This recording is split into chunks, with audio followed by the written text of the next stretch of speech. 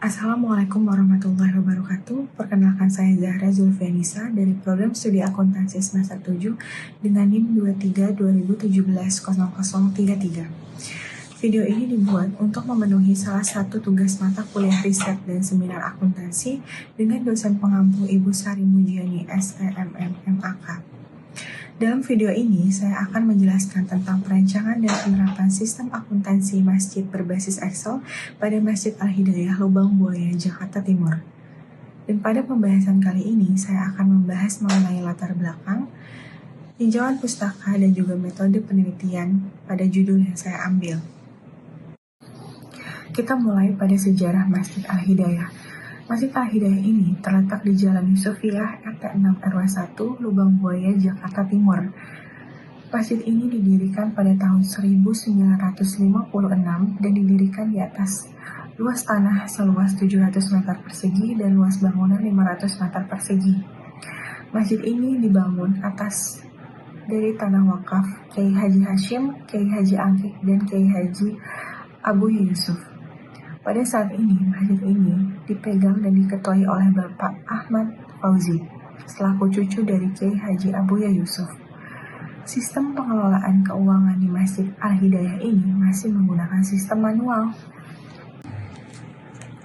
Kita mulai pada pembahasan latar belakang. Organisasi nirlaba adalah organisasi yang mempunyai aktivitas pada kepentingan publik atau masyarakat. Menurut Standar Akuntansi Nomor 45, organisasi nirlaba diharuskan membuat laporan keuangan agar para donatur memahami dan mengetahui arah alokasi dana tersebut.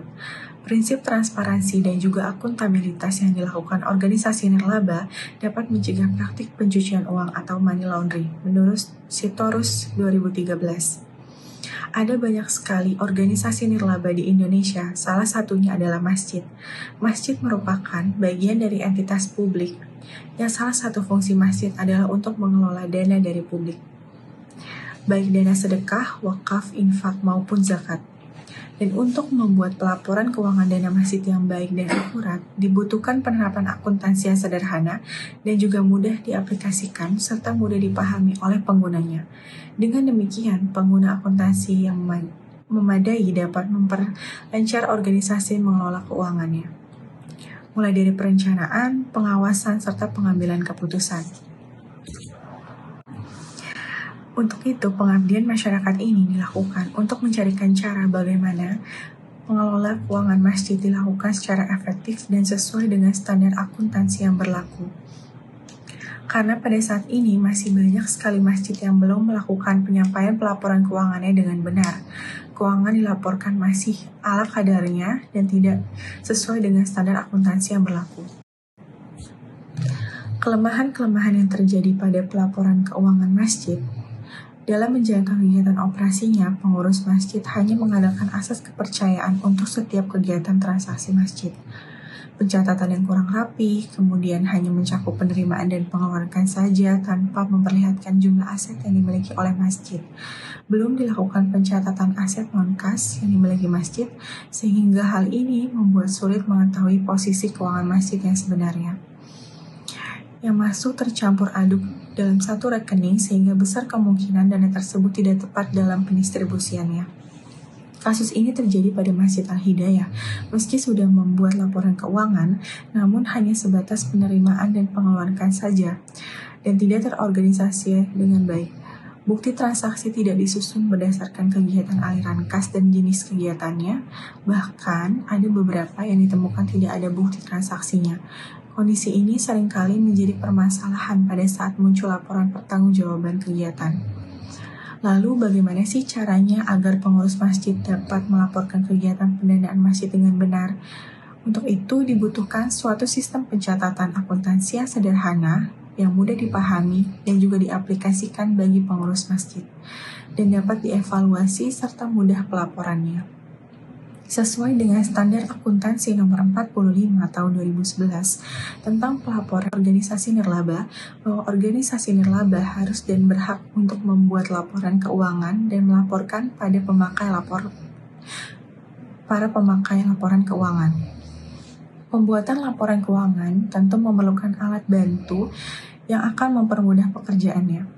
Dan Microsoft Excel adalah salah satu aplikasi yang umum dan mudah digunakan dalam pembuatan tabel dan menghitung.